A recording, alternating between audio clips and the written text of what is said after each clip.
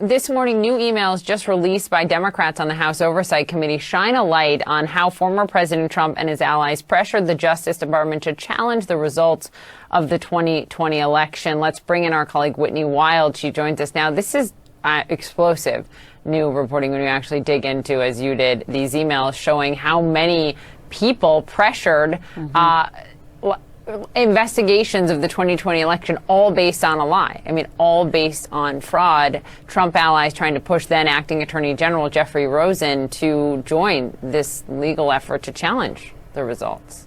There are, this several-week period between December and early January, just a couple days before the riot, that shows the White House seeming to grow sort of more and more hysterical, trying to pressure the Department of Justice to take these election fraud claims to the finish line, take it to the Supreme Court, and ultimately overturn the election. Here are just a couple days that highlight that. December 14th was a highly consequential day, Poppy.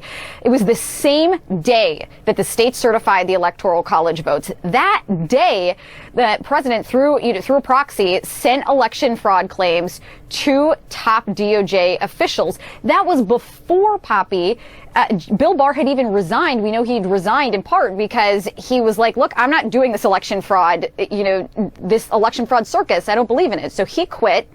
It seems like the White House had zeroed in on his number two, Jeffrey Rosen. Perhaps they thought that he would be more open to these election fraud claims and that they could manipulate him into actually carrying out, possibly overturning the election through the Department of Justice.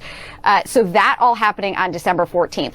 A couple weeks later, the White House again pressures DOJ to file a Supreme Court lawsuit to nullify the 2020 election. So this happens, Poppy, through a White House assistant as well as a private attorney who reaches out to DOJ and says, I've got this draft lawsuit. You could just file this with the Supreme Court and we'd be all set. And you know what? The president asked me to send this to you. So he was trying to use the president's power through this, to try to convince the people he was talking to actually carry out the president's wishes.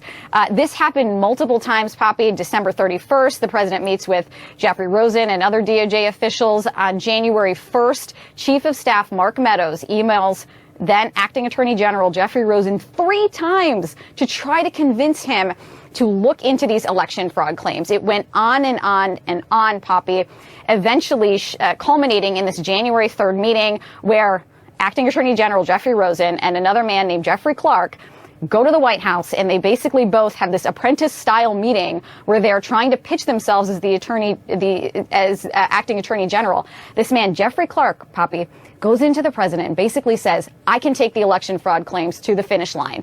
Make me acting Attorney General, and I'm going to do this. And then, Jeffrey Rosen argues the other side, which is DOJ can't do this election fraud. They can't get behind these baseless claims. And in the end, there was a sigh of relief within the Department of Justice because Jeffrey Rosen won. And that, at least for a moment, gave the Department of Justice some calm. Again, just 3 days before the riot. So it really shows how hysterical the White House was getting until the very end.